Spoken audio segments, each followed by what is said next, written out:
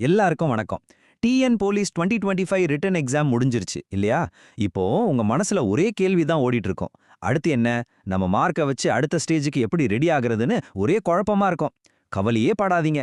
இந்த முழு விளக்கத்துல உங்க எல்லா டவுட்ஸுக்கும் ஒரு கிளியரான ஆன்சர் கிடைக்க போகுது. சரி, வாங்க முதல்ல இந்த முக்கியமான கேள்வியில இருந்து ஆரம்பிக்கலாம். ஏன்னா நிறைய பேரு அவங்களோட ஃபைனல் மார்க்கை எப்படி கால்குலேட் பண்றதுங்கிற விஷயத்துல தான் தப்பு பண்றாங்க. அதை முதல்ல நாம சரி பண்ணிடலாம். இங்கே தான் நீங்க ரொம்ப ரொம்ப கவனமா இருக்கணும். நீங்க ஃபர்ஸ்ட் எழுதுனீங்களே அந்த தமிழ் பேப்பர், அது வெறும் குவாலிஃபைங் பேப்பர் மட்டும்தான். அதாவது தகுதி தேர்வு, அதோட மார்க்கை உங்க கட் ஆஃப் கணக்குல எடுத்துக்கவே மாட்டாங்க. அப்போ சிம்பிளா சொல்லணும்னா நீங்க தமிழ் பேப்பர்ல மினிமம் 32 மார்க் எடுத்திருந்தா போதும், நீங்க குவாலிஃபைடு. அதுக்கப்புறம் தான் உங்களோட 2வது பேப்பரை திருத்துவாங்க. அந்த 70 மார்க்ல நீங்க எவ்வளோ எடுக்கிறீங்களோ அதுதான் உங்க கட் ஆஃபை முடிவு பண்ணும். 2 மார்க்கையும் சேர்த்து கன்ஃபியூஸ் பண்ணிக்காதீங்க, ஓகேவா? ஓகே, இப்போ நீங்க எல்லாரும் ரொம்ப ஆவலா காத்துட்டு இருக்கிற பகுதிக்கு வந்தாச்சு. முதல்ல ஆண்களுக்கான கட் ஆஃப் மார்க் என்னவா இருக்கலாம்னு ஒரு கணிப்பை பார்த்துடலாம் வாங்க. சரி, மார்க்ஸ் பார்க்கலாமா? ஜெனரல் கேட்டகரிக்கு 57ல இருந்து 58 வரைக்கும் எதிர்பார்க்கலாம். அடுத்து பிசி, எம்பிசி 2 கேட்டகரிக்குமே கிட்டத்தட்ட ஒரே மாதிரி தான். 55ல இருந்து 56 மார்க்ஸ் தேவைப்படலாம். எஸ்சி எஸ்டி பிரிவினருக்கு 54ல இருந்து 55 வரைக்கும். கடைசியா பிசிஎம், அதாவது முஸ்லிம் கேட்டகரிக்கு 47ல இருந்து 48 மார்க்ஸ் எடுத்திருந்தாலே அடுத்த ஸ்டேஜுக்கு போறதுக்கு ஒரு நல்ல சான்ஸ் இருக்கு. அடுத்து பெண்களுக்கான கட் ஆஃப் கணிப்புகள் என்னன்னு பார்க்கலாம். இது ஆண்களோட கட் ஆஃப்லேருந்து எப்படி மாறுபடுதுன்னு நீங்களே பாருங்க. பெண்களுக்கான ஜெனரல் கேட்டகரியில 52ல இருந்து 53 வரைக்கும் எதிர்பார்க்கப்படுது. இங்க பாருங்க ஒரு இன்ட்ரெஸ்டிங்கான விஷயம். பிசி, எம்பிசி, எஸ்சி இந்த 3 கேட்டகரிக்குமே கிட்டத்தட்ட ஒரே மாதிரி 51ல இருந்து 52 மார்க்ஸ் தேவைப்படலாம். எஸ்டி பிரிவினருக்கு 49ல இருந்து 50 வரைக்கும், பிசிஎம் பிரிவினருக்கு 39ல இருந்து 40 மார்க் எடுத்தாலே போதும்னு சொல்லப்படுது.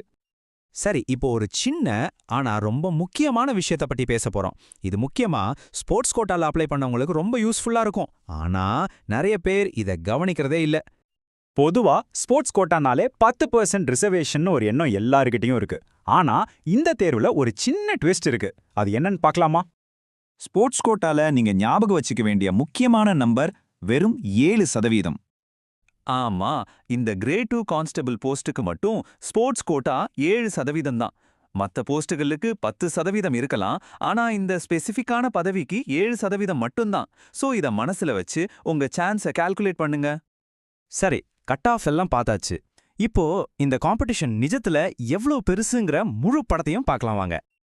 இந்த போட்டி எவ்வளவு டஃப்னு தெரிஞ்சுக்கணுமா? முதல்ல இந்த நம்பரை பாருங்க. 2.25 லட்சம்.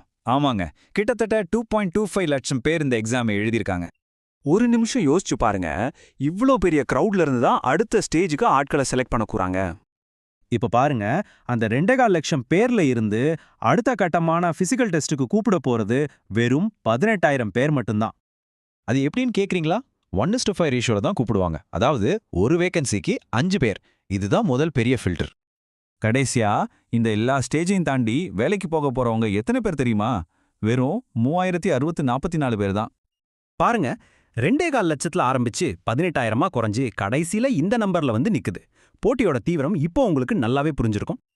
இப்போ உங்களுக்கு கட் ஆஃப், ரிசர்வேஷன், காம்படிஷன் லெவல்னு எல்லாமே தெரியும். இந்த எல்லா விஷயத்தையும் வச்சு இந்த பெரிய கூட்டத்துல இருந்து தனிச்சு தெரியறதுக்கு உங்க அடுத்த ஸ்டெப் என்னவா இருக்க போகுது யோசிங்க. அதுக்கேத்த மாதிரி செயல்படுங்க. All the best.